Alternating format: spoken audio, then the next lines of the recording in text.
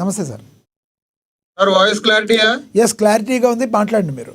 Right sir, ఒక వ్యక్తిని అనేటప్పుడు ఆయన స్థాయి ఏంటి, ఆయన విలువలేంటి, ఆయన ప్రజానాయకుడు అని చెప్పుకునే విధంగా ఆయన నియోజకవర్గం అయినటువంటి జడ్చర్లలో ఆయన ఎటువంటి అభివృద్ధి చేసి చూపించాడు అనేది ప్రధానంగా ఇక్కడ మాట్లాడుకోవాల్సింది.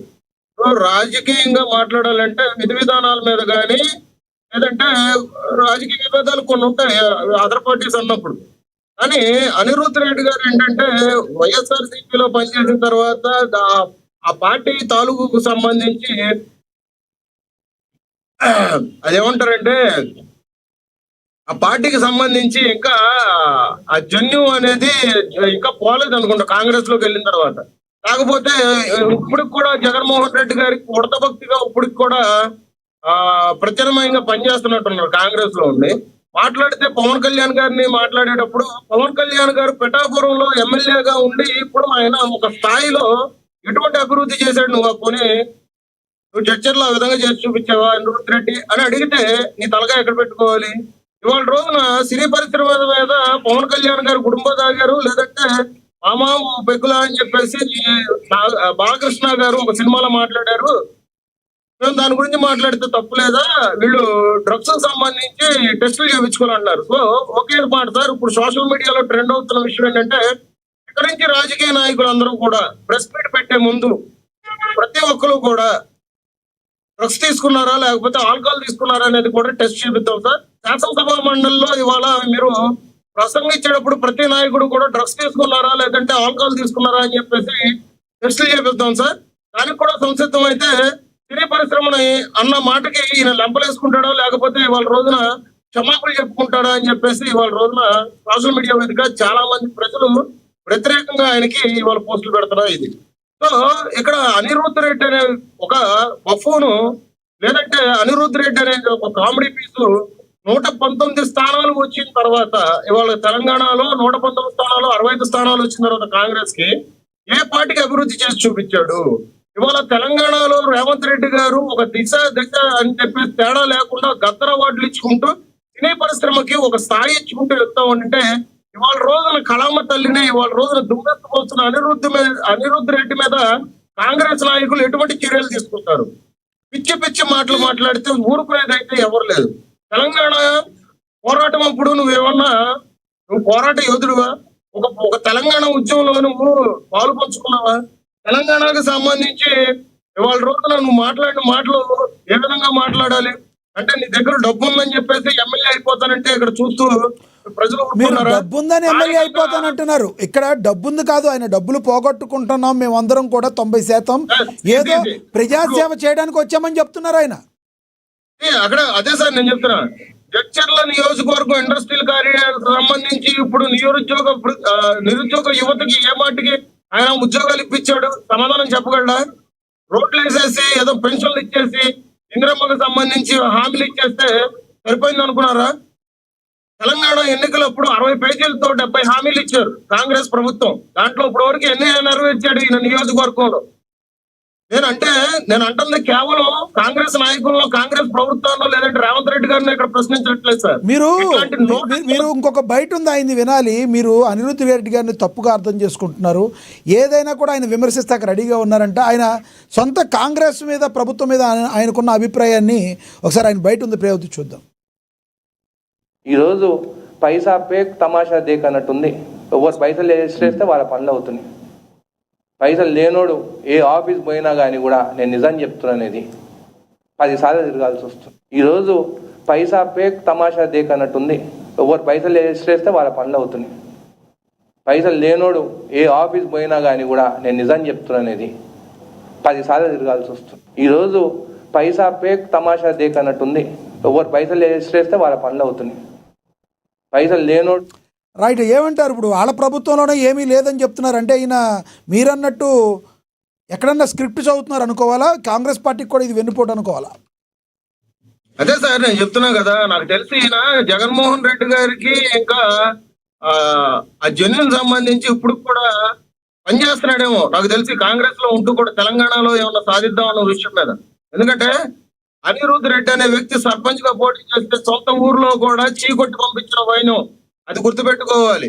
ఇవాళ రోజున పైసా ఫేక్ తమాషా దేక్ అన్న మాట మాట్లాడాడంటే నువ్వు ఎన్ని పైసలు ఇస్తే ఇవాళ రోజున జడ్చర్ల ఎమ్మెల్యేగా నువ్వు గెలిచావు, దానికి సమాధానం చెప్పగలవా? నీ ఎన్నికల లెక్కలేంటో బయట పెట్టగలవా? ఇవాళ కలామ తల్లి ముద్దు పెట్టాలని, ఇవాళ కలామ తల్లిలో పనిచేసే నటుల్ని నువ్వు ఇలా విమర్శిస్తున్నావు అంటే, ప్రజానాయకుడు అయినటువంటి పవన్ కళ్యాణ్ గారు లాంటి వ్యక్తులు నువ్వు విమర్శిస్తున్నావు అంటే నీ స్థాయి ఏంటి? అంటే ఇంకొకటి కూడా ఒకటి మిమ్మల్ని అడగాలి ఇప్పుడు మీ పవన్ కళ్యాణ్ గారు అంటే ఇప్పుడు ప్రజాక్షేత్రంలోకి వచ్చిన తర్వాత చాలా జాగ్రత్తలు తీసుకుని సినిమాలు చేస్తున్నారు.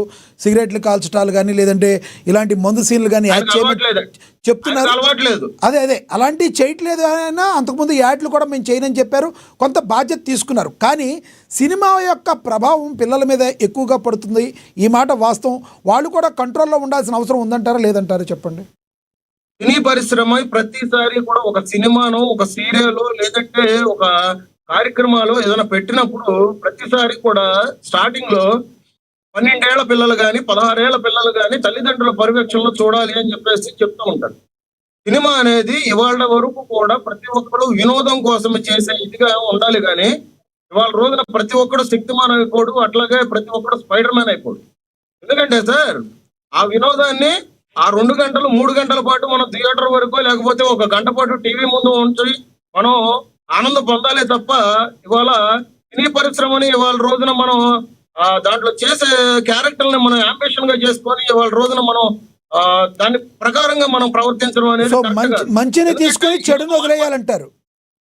సరే అది ఏదన్నా సార్ సమాజానికి స్ఫూర్తినిచ్చే విధంగా మంచి పనులు దాంట్లో ఏమన్నా ఉంటే దాన్ని మనం తీసుకోవడమే తప్పించి చెడుని మనం ఎప్పుడు తీసుకోకూడదు. సినిమా అనేది వినోద ప్రకారంగానే చూడాలి.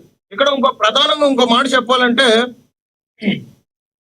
ప్రతి ఒక్కసారి కూడా ప్రతి నాయకుడు కూడా అయిపోదామని ఇవాళ పవన్ కళ్యాణ్ గారినో లేదంటే సినీ పరిశ్రమను టార్గెట్ చేసి మాట్లాడుతున్నారే తప్పించి ఇవాళ వాళ్ళ డొల్లతనం ఏంటనేది వాళ్ళ నియోజకవర్గాలతో వెళ్ళి అక్కడ మాట్లాడితే చెప్పే పరిస్థితి ఉంది సార్.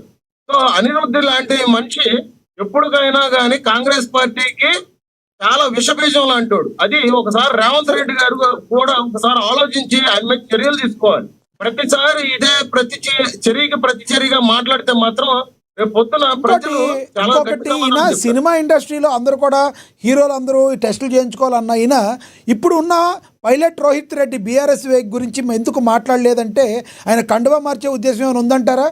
బీఆర్ఎస్ వ్యక్తి pilot Rohit Reddy BRS party show cause అడిగినా కూడా ఆయన ఏం మాట్లాడిన పరిస్థితి ఈరోజు జైల్లో ఉండి.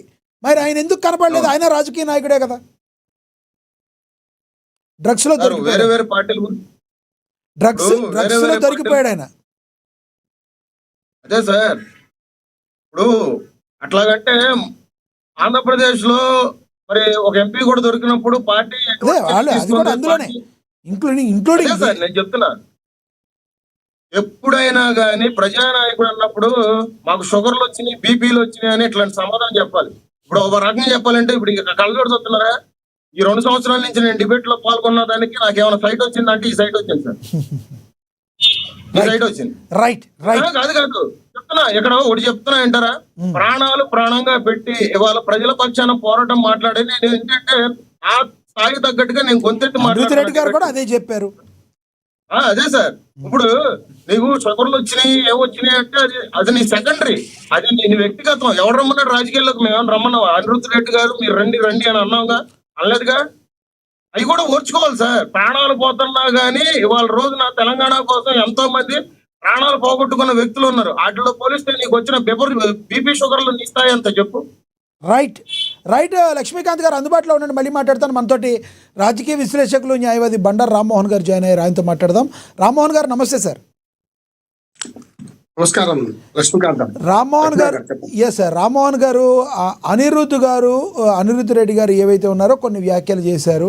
ఆయన ఇప్పసారా గురించి మాట్లాడుతూ కొంతమంది ఎమ్మెల్యేలు ఎమ్మెల్సీలతో కూడా సంతకం చేయించుకున్నారు. గిరిజనులకు చేయూతనివ్వాలి అనేది ఆయన యొక్క అభిమతం, మంచిదే. అదే సమయంలో సినీ ఇండస్ట్రీపై ఆయన కొన్ని కమెంట్స్ చేశారు. వాళ్ళు హీరోలా మేము జీరోలమా అని అడిగారు. దీన్ని ఎలా చూడాలంటే దానికి సంబంధించి సినిమాల్లో ఉన్న వాటిని కోట్ చేస్తూ మాట్లాడారు. ఎలా చూడాలంటారు? లక్ష్మణ గారు, మీకు అట్లాగే ప్యానల్ మిత్రులకు అట్లాగే మన నమస్తే సార్. 2 విషయాలు గమనించాలి. కాంగ్రెస్ లో ప్రజాస్వామ్యం ఎక్కువ, అంతర్గత ప్రజాస్వామ్యం ఇంకా ఎక్కువ. కానీ కాంగ్రెస్ లోని ప్రతిపక్షం ఉంటుంది, కాంగ్రెస్ లోని అధికార పక్షం ఉంటుంది, రెండు గమనించాలి. కనుక ఆయన ఆ రెండు వ్యాఖ్యలు వేరు వేరుగా చెప్తారు. మొట్టమొదటిదేమో మీరన్నా ఏదైతే కాంగ్రెస్ పార్టీలో అవినీతి గురించి కానీ వాళ్ళకి డబ్బు రాజకీయం అయిందని అందరూ ఒప్పుకోదగ్గదే.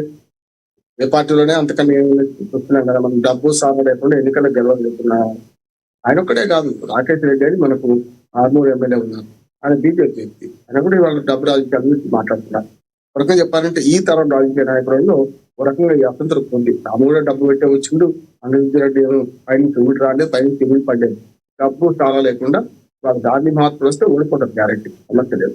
కనుక ఆ విషయాన్ని బహిరంగంగా చెప్తుంది అంతే, అందుకని ఏమున్నది. కానీ అట్లా ఈ రేవంత్ రెడ్డినో లేకుంటే వాళ్ళ పార్టీలో వాళ్ళు చూసుకుంటారు, రేవంత్ రెడ్డి తెలియదుకుంటాడా లేడా అనేది చూసుకుంటారు, అది వేరు. అంటే అంతేందుకు విజయశాంతి గారు నిన్ననే మన మన మన తెలంగాణ కళాకారులకు ఏం న్యాయం చేశారు, అప్పుడు ఉద్యమకారులకు ఏం న్యాయం చేశారు, మీరు ఇస్తున్నారు కదా 5 ఎకరాలు మీరు ఇస్తున్నారు, 2000 ప్రతి నెల పెన్షన్ ఇస్తున్నారు అంటే ఆమె అడిగింది. అందుకు సమాధానం చెప్పుకోవాల్సింది మీరు, నేను, లక్ష్మీకాంత్ గారు, ఇతర మిత్రులు కాదు కదా. రేవంత్ రెడ్డి గారు సమాధానం చెప్తారు.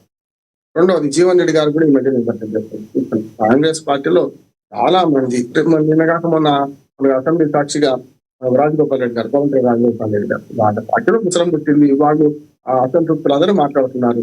దానికి మన కండకి లేని దురద ఖర్చుకెందుకు, మనకెందుకు, అలవాటు చూసుకుంటారు, సెకండ్ తీసుకుంటారా లేదా, ఇదేం చేస్తారు, ఇదేం తగ్గండి. అనిరుద్ధ్ రెడ్డి ఇంకొక మాట కూడా మాట్లాడు. ఒకటేమో రాజకీయాల డబ్బుల గురించి మాట్లాడారు, సినిమా యాక్టర్ల గురించి మాట్లాడారు.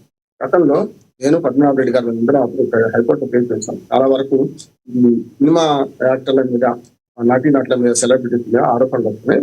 వాళ్ళందరూ కేవలం మనకి బాధితులు మాత్రమే వాడింది. వాళ్ళ సంగతి ఏంటి అంటే చాలా విచారణ జరిగినాయి, చాలా సార్లు మీరు పిలిపించి వాళ్ళకి ఎంక్వైరీ చేసినట్టు చూసాం కదా, పోలీసులు ఏమైందో దాని అతిగతి చూసాం కదా. కానీ వాళ్ళు పెడ్లర్స్ కాదు, వాళ్ళు మాత్రం బాధితులు కాదు చేసుకుంటూ దాన్ని బట్టి వాళ్ళ మీద కేసులు ఇలా వాళ్ళ మీద ఇంతవరకు ఏం చెప్పిస్తున్నారు. అందుకని ఈ మాట అనిరుద్ధ్ రెడ్డి ఒకటే ఎందుకు అన్నాడు, అదే రేవంత్ రెడ్డి కేటీఆర్ గురించి అన్నాడు కదా, మీరు అందరూ పరీక్షలు చేసుకోవాలి, అందరూ కూడా వెంకటేశ్వర రక్త అన్నారు కదా. ఎందుకంటే మన అసెంబ్లీ సాక్షిగా కూడా చాలా మంది కాంగ్రెస్ నాయకులు డిమాండ్ చేశారు కదా. మహేష్ కుమార్ గౌడ్ గారు, ఈ కాంగ్రెస్ పార్టీ రాష్ట్ర అధ్యక్షుడు, తెలంగాణ రాష్ట్ర అధ్యక్షుడు, ఆయన కూడా అన్నారు కదా, అందరం చేస్తున్నాం, నేను రేవంత్ రెడ్డి గారు మీరు అందరం చేస్తున్నాం, కేటీఆర్ సవాల్ ఇస్తారు కదా. అటువంటి సవాలుగానే స్వీకరించాలి తప్ప అనిరుద్ధ్ రెడ్డి కేవలం పవన్ కళ్యాణ్ అన్నారా, ఇంకెవరిని అల్లే కదా. నాకు అందరూ వస్తారు, మనమే గుజరాత్ అనుకుందాం, పవన్ కళ్యాణ్ పేరు చెప్పడమో లేకపోతే సినిమా హీరోలు అందరూ పవన్ కళ్యాణ్ ఉదాహరించారు ఆయన సినిమాని. ఇప్పుడున్న ఆయన సీరియస్ చేసిన కమెంట్ ఏంటంటే సినిమా హీరోలు కాదండి, సినిమా హీరోలు అందరూ తమ సినిమాలు రిలీజ్ అయ్యేటప్పుడు కంపల్సరీగా డ్రగ్ టెస్ట్ చేయించుకోవాలి, ఈ డ్రగ్స్ అనేది అక్కడి నుంచే వస్తున్నాయని మాట్లాడిన అనిరుద్ధ్ రెడ్డి గారికి పైలట్ రోహిత్ రెడ్డి గారు దొరికిన విషయం కనబడలేదా అని అడుగుతున్నారు వాళ్ళు. సమాధానం చెప్పారు. సినిమా గురించి మాట్లాడినప్పుడు రాజకీయాల గురించి మాట్లాడారు, సినిమా హీరోల గురించి మాట్లాడిన ఆయన ఈ దొరకలేదు, అది దొరికిన రాజకీయాలు